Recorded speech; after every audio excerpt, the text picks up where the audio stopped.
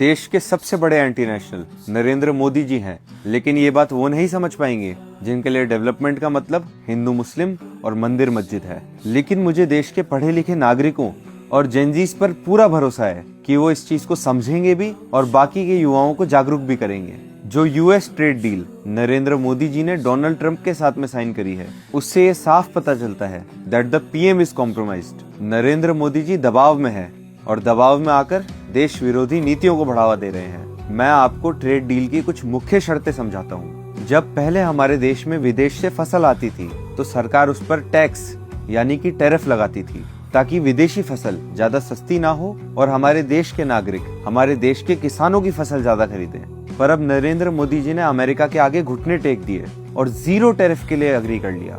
America अपने किसानों को करोड़ों की सब्सिडीज देता है और हमारे देश के गरीब किसान वो इन अमेरिकन कंपनीज के सामने कैसे कम्पीट करेंगे। लेकिन नरेंद्र मोदी जी को किसानों से कहाँ फर्क पड़ता है, तभी तो उन्होंने 42 लाख करोड़ के विदेशी सामानों का इंपोर्ट का वादा इस ट्रेड डील में ट्रंप से कर दिया, जिसका मतलब है कि अगले 5 साल हमारे देश को अमेरिका का महंगा तेल, अमेरिका की मशीनरी, अमेरिका की फसल जबरदस्ती महंगे दामों पे खरीदनी पड़ेगी। और जितना ज्यादा हम यूएस से इम्पोर्ट्स करेंगे उतना ही हमको डॉलर खर्चना पड़ेगा, जिसकी वजह से डॉलर की वैल्यू बढ़ेगी और हमारे इंडियन रुपी की वैल्यू कम होती जाएगी। और इस ट्रेड डील के बाद में हमारा स्वतंत्र देश भारत किस देश से तेल खरीदेगा उसका भी अधिकार हम खो चुके हैं। पहले हम रशिया से सस्ते में तेल खरीदते थे, पर अब अमेरिका ने शर्त रख दी कि उनकी परमिशन के बिना इंडिया रशिया से सस्ता तेल नहीं खरीद सकता। और जब सस्ता तेल बंद हो जाएगा तो पेट्रोल और डीजल महंगे हो जाएंगे और इसका बिल कौन भरेगा?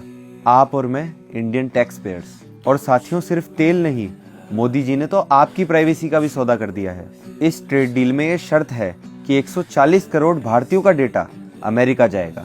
आपकी बैंक डिटेल्स, आपकी मेडिकल हिस्ट्री और आप फोन पे क्या क्या देखते हैं, सब डेटा बिना किसी रोक टोक के अमेरिकन कंपनीज के पास जाएगा।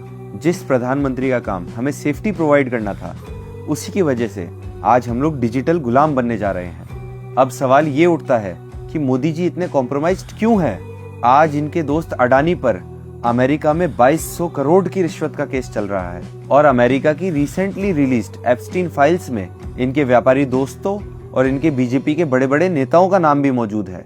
और अभी भी 2.5 मिलियन एप्स्टीन फाइल्स रिलीज होना बाकी है, जिससे नरेंद्र मोदी जी डरे हुए हैं और इसी डर के कारण ट्रंप नरेंद्र मोदी जी को ब्लैकमेल कर पा रहा है।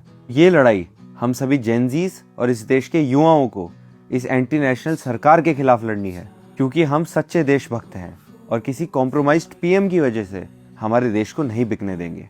जय हिंद।